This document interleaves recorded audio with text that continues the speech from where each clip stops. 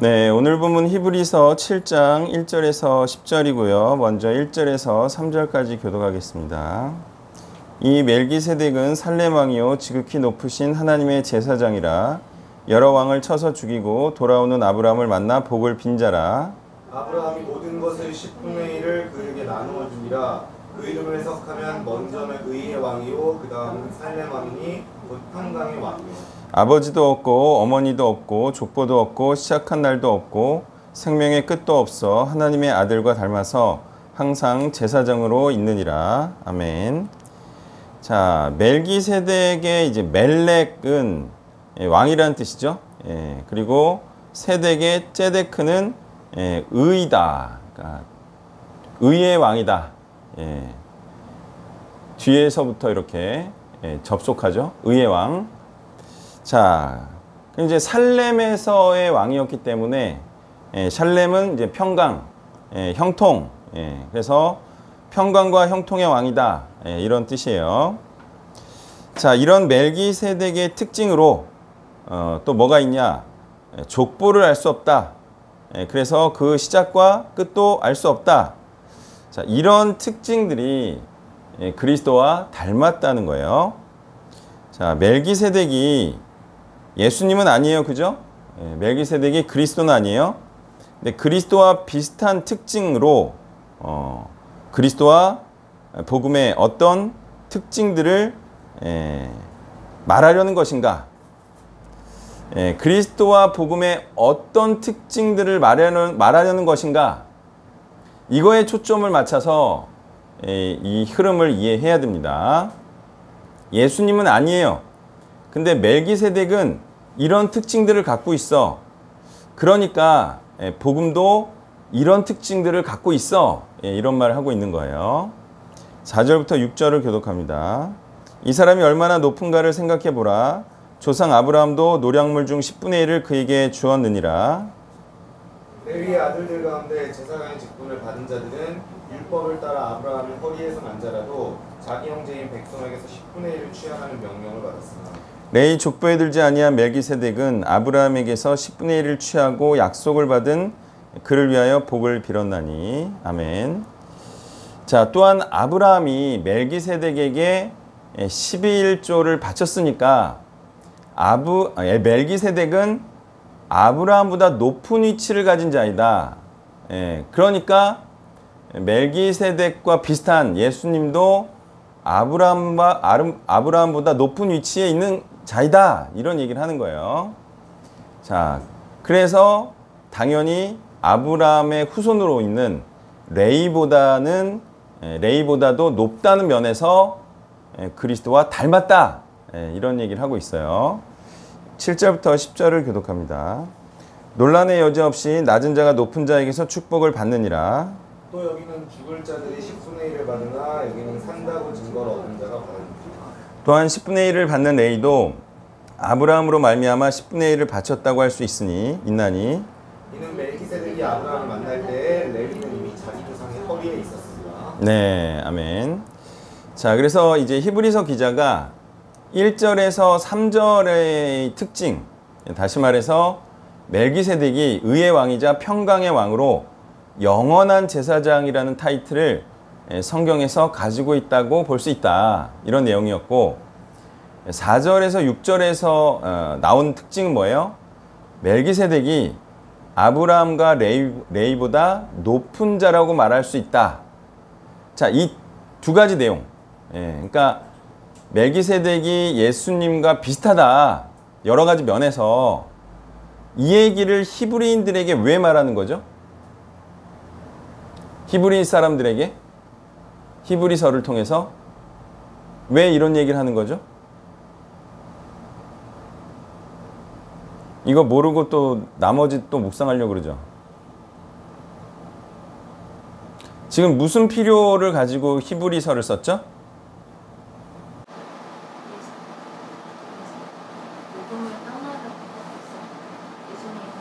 그래서 떠나서요. 어디로요? 율법으로. 히브리인들이 복음으로 인한 고난 때문에 율법으로 돌아가려는 것을 막기 위한 거죠. 정확히 복음이 율법 위에 있다. 더 정확히는 율법은 온전케 하지 못하여서 복음이 주어졌고 이 온전케 하는 영원한 율법, 영원한 복음을 위에 끝까지 살게 하려 하기 위해 히브리서를 쓴 거예요. 자, 이런 맥락에서 보면 믿음장이라고 하는 11장이 어떤 의미로 풀어져야 되는지 이제 좀 가늠이 되죠? 믿음장 안 봐도 이제 알겠어. 무슨 얘기예요? 복음을 위해, 복음을 믿고 복음을 위해 끝까지 고난의 삶을 살아라. 아브라함처럼, 뭐 믿는 자, 약속을 믿는 자처럼 뭐 이런 얘기인 거죠. 자, 8절에서의 여기는 뭐예요? 여기는은 율법에 속한 제사장들을 의미하죠. 저기는은 뭐예요? 저기는 멜기세덱과 같은 특징들을 갖고 있는 복음에 속한 제사장들과 그리스도, 이렇게 의미하겠죠. 자, 그러므로 히브리서 기자는 지금 율법으로가 아닌 멜기세덱이 갖고 있는 특징들을 가지고 있는 그리스도의 복음으로 의와 평강이 주어짐을 말하고 있는 것입니다.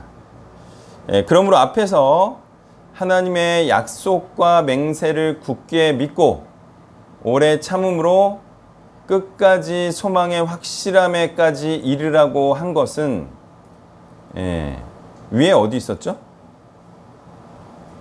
이 얘기가? 하나님의 약속과 맹세를 굳게 믿고 오래 참음으로 끝까지 소망의 확실함에까지 이르라. 이거 언제 얘기했죠?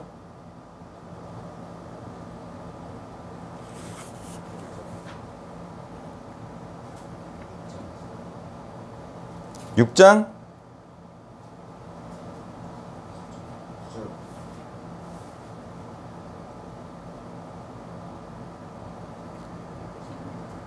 어디요?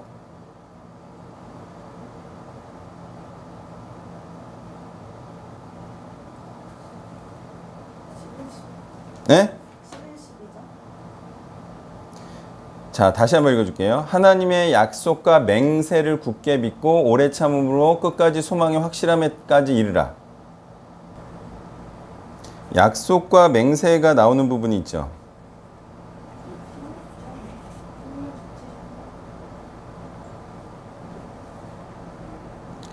(17절에) 약속을 기업으로 받은 자들에게 그 뜻이 변하지 않으면 충분히 나타내시려고 그 일을 맹세로 보증하셨다.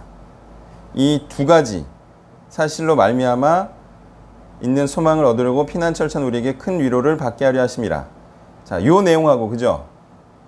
하나님의 약속과 맹세를 굳게 믿고 오래 참음으로 끝까지 소망의 확실함에까지 이르라. 이건 어디 있죠?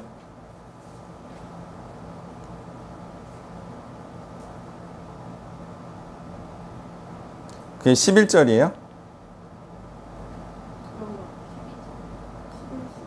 11, 12절이죠? 근데 여기 왜 소망의 확실함에까지 이르라고 번역했을까요?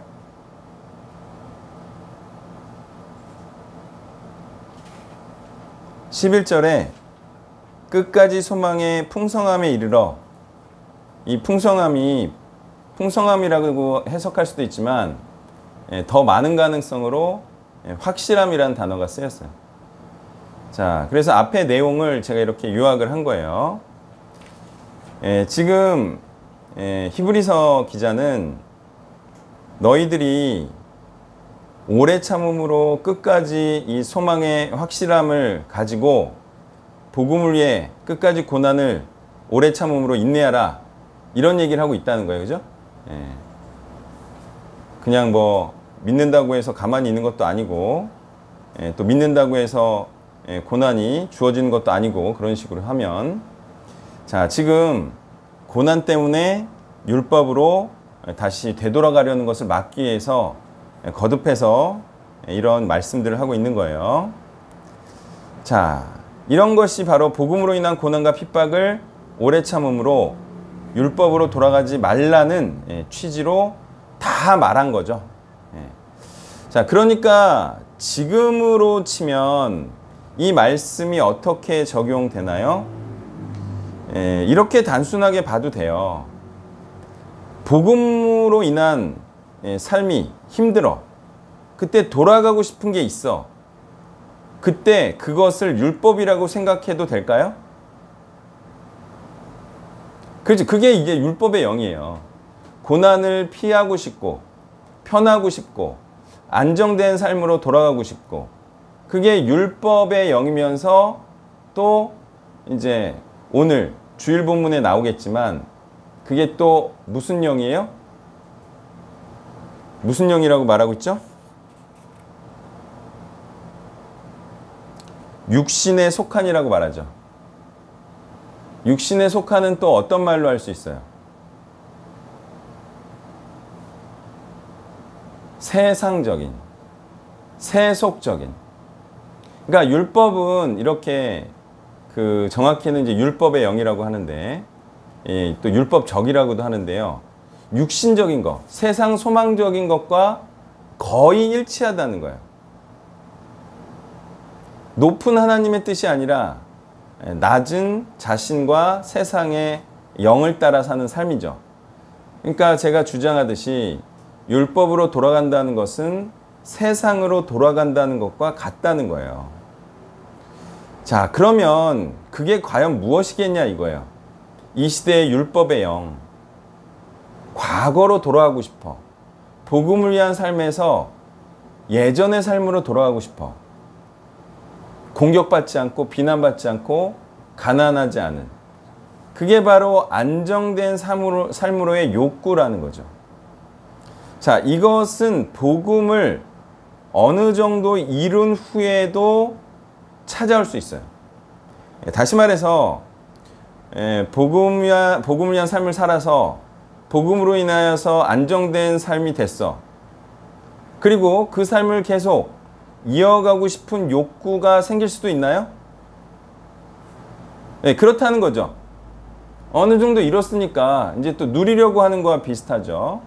그러니까 그것도 율법의 영에, 또 세속의 영에 지는 게 되죠. 그렇기 때문에 어쩔 수 없이 복음을 위한 삶, 내가 복음을 위한 영을 갖고 있다는 것은 언제나 어떤 삶을 사는 것을 의미하죠?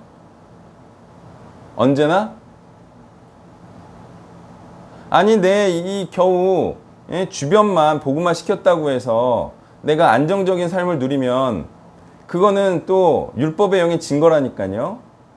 그러면 땅끝까지 복음화가 되기 전까지는 내 삶은 언제나 어떤 삶이어야 복음을 위한 삶이에요? 언제나? 아니, 안정된 삶으로의 욕구가 율법의 영이라고요. 그럼 복음을 위한 삶은 어떤 상태여야 돼요? 항상 안정된 삶의 반대. 항상 어떤 삶? 불안정한 삶. 항상 예수 재림까지. 그게 율법으로 돌아가지 않는 거예요. 아니, 바울이랑 생명 걸고 복음을 위해 살다가 세상으로 돌아간 자들도 있었나요? 예? 있었나요? 있었어요, 없었어요? 그러면 돌아간 거야, 아니에요? 그러니까 항상 그냥 죽을 때까지 나는 복음을 위해 산다. 나는 천국이나 가서 쉰다. 이런 생각으로 살아야 된다니까요. 이게 뭔가 여기서 어쨌든 잘 살아보자. 이딴 식으로 생각하면 뭐 죽을 때까지 고통스러운 거지. 그런 게 어디 있어요. 아직 땅끝까지 복음화도 안 됐는데. 그러면서 어떤 선교사님이 선교지에서 선교지를 이루고 또 다른 선교지로 가면 칭찬한다? 그래 안 그래요? 에? 자기는 안 하고. 그러면 영이 다른 거 아니에요, 그거는? 그러니까 언제나 불안정한 삶을 뭐 즐기든 참든 해야 된다는 거예요, 제 말은. 안정된 후원을 위해 사람들에게 맞춰주고 안정된 기부를 위해 있어 보이는 사역. 이게 뭔지 아세요? 이것도 사역하면서 하는 척하는 사역이야. 이걸 뭐라 그래요? 이게 외식함이죠. 율법의 영에 잠식당했다 이거. 그러니까 이것도 안정된 걸 원하는 거야, 자꾸. 그러면서 자꾸 사역에 집중하지 못하고 후원에 집중하는 거죠. 이것도 안정된 거를 위한 거예요. 네. 이게 다 율법의 영이에요. 외식하고 사역 잘하는 척하고. 이게 사람을 성장시키는 사역이 아니라 머물게 하기 위해 가르치는 사역이 있어요. 그렇죠? 사람들을 성장시키게 해야 되는데 그냥 교회에 사람들이 오기만 하면 감지덕지하는 그런 사역이 있어요. 그게 이제 교회나 행사에 나오게 하는 사역. 그렇게 그런 사역을 하면 서울청처럼 끝내 남는 것이 없는 사역이 되고 마는 거예요. 계속 유지만 하는 거죠. 있어 보이려고 행사 만들고 뭐 행사라도 해야지 사람이 오니까 그 정도 수준에서. 그럼 뭐가 문제가 되는 것이냐면 그러면 영광이 없어요. 예. 그렇게 뜨겁지 않은 그냥 사람 동원하듯이 하는 그런 사역에 사람들이 찬사를 보내주지 않습니다. 결국에는 목숨 걸고 복음을 위해 사는 사람들을 만들어내는 교회가 영광을 받는 거예요. 기독교에서. 나도.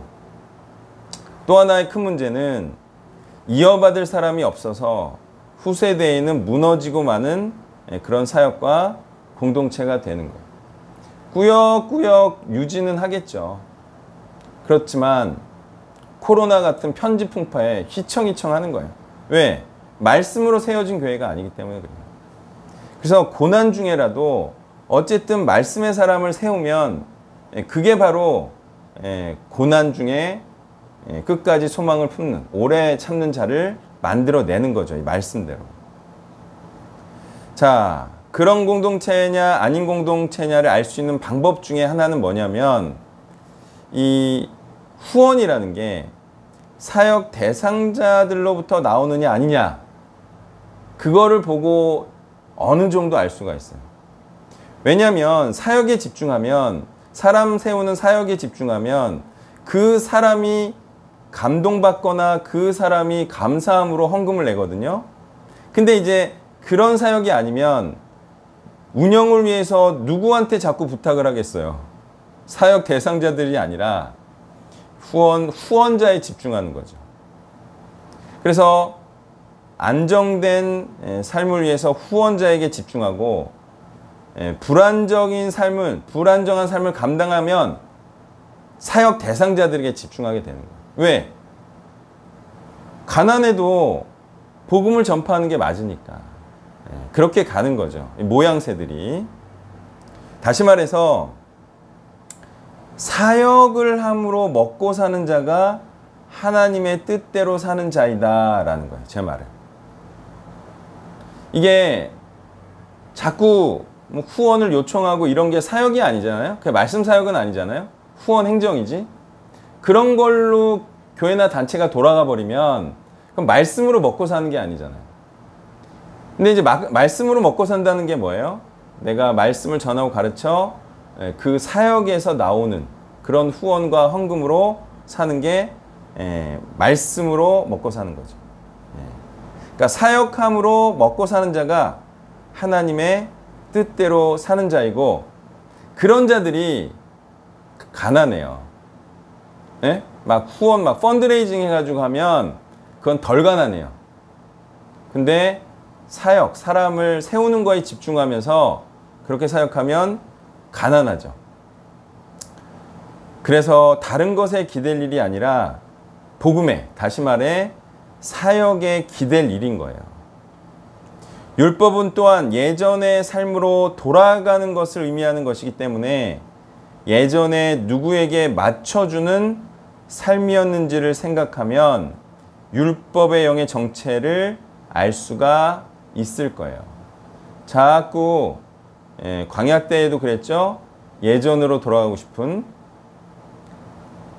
복음이 왔는데도 자꾸 율법으로 돌아가고 싶은, 지금 사역을 하고 있는데도 예전의 삶으로 돌아가고 싶은, 이게 다 동일한 율법의 영이라는 거예요. 그렇지만 그때 누군가의 지배를 받고 있었다는 거예요. 그때. 그걸 생각하면 율법의 영이 세속의 영인 게 확실해진다는 거예요. 말씀을 정리하면요. 지금 복음을 위한 삶을 살고 있나요? 만약 안정적인 삶을 살고 있다면 그것은 복음을 위한 삶이 아닐 거예요. 누군가 순수하게 돕고 있지 않다면 그는 가난하고 불안정한 삶을 살아야 그게 바로 복음을 위한 삶이라는 거예요. 기도하겠습니다. 하나님, 우리가 말씀을 보면서 은근히 말씀을 거부하며 또 말씀을 우리가 마음에 맞는 꼴로 변경시키고 있는 것은 아닌지, 분명히 성경은 고난을 받는 삶이 복음을 위한 삶이라고 말하고 있음에도 우리가 이것을 이렇게 저렇게 거부하고 있는 것은 아닌지, 분명히 우리 마음 가운데 솔직함과 정직함을 통하여서 하나님의 말씀을 그대로 받는 정직한 영이 우리에게 있게 하여 주옵소서. 이 모든 말씀 예수님의 이름으로 기도했습니다. 아멘. 네, 이번 주에 요즘 기획하고 있는 복음을 위한 사람들 포스터가 팜플렛이 올 것인데요. 주중에 한번 모이든지 아니면 주일에 좀 말씀을 드리든지 그렇게 해서 그거를 좀 힘있게 추진해 보면 좋겠습니다. 추후에 자세하게 설명을 좀 드리겠습니다. 축도로 예배를 마치겠습니다.